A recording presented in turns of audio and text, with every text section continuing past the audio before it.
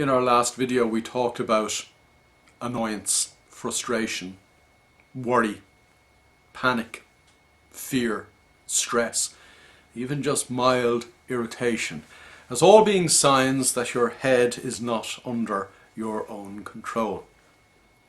The point is that all of those things that I have just mentioned come from the inside out. They don't come from the outside in. They are not related to what is going on in the outside world. They are a product of what we think is going on in the outside world. We do these things to ourselves. The fact is that according to UCLA, we have 70,000 thoughts whizzing through our heads during our waking day, every day, and the vast majority of today's thoughts are the same as yesterday's, and tomorrow will be a repeat performance. Those thoughts come from the inside. They come from our stored knowledge.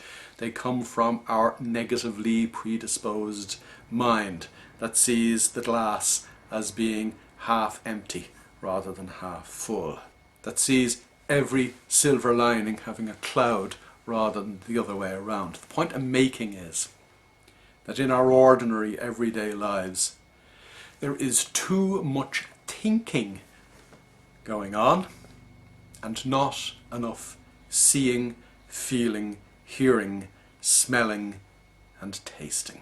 Yep. We have 5 interfaces with the outside world. Well, we actually have one, our body, and it's 5 senses, the 5 interfaces that enable us perceive reality. Now, unfortunately, what we do with reality once we've perceived it, once we appraise it, is where the problem begins. But the point I'm making is quite simple. You should stop thinking about what you're seeing, feeling, hearing, smelling and tasting and start practicing, albeit for a start in quite a mechanical way, just seeing, feeling, hearing, smelling and tasting. Not adding to what you're seeing, feeling, hearing, smelling and tasting, not taking away from it, not judging it, not evaluating it, simply observing it, simply experiencing it. It is what the University of Massachusetts Medical School calls mindfulness. Yes, it's a word that you will have heard quite a lot of. It is a word that is written about in pretty much most publications that you pick up. And unfortunately, as a result, it is a word that most people misunderstand.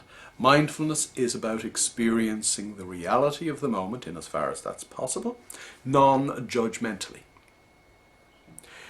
Mindfulness is the exact opposite of the ordinary state of mind in which we automatically find ourselves as adults when we wake up every morning, i.e. mindlessness. Now, you don't have to go too far to experience the extent to which ordinary crazy people are mindless. In fact, all the problems that you will hear about on the news or see about on the news are all related to mindlessness. They all have their roots in mindlessness.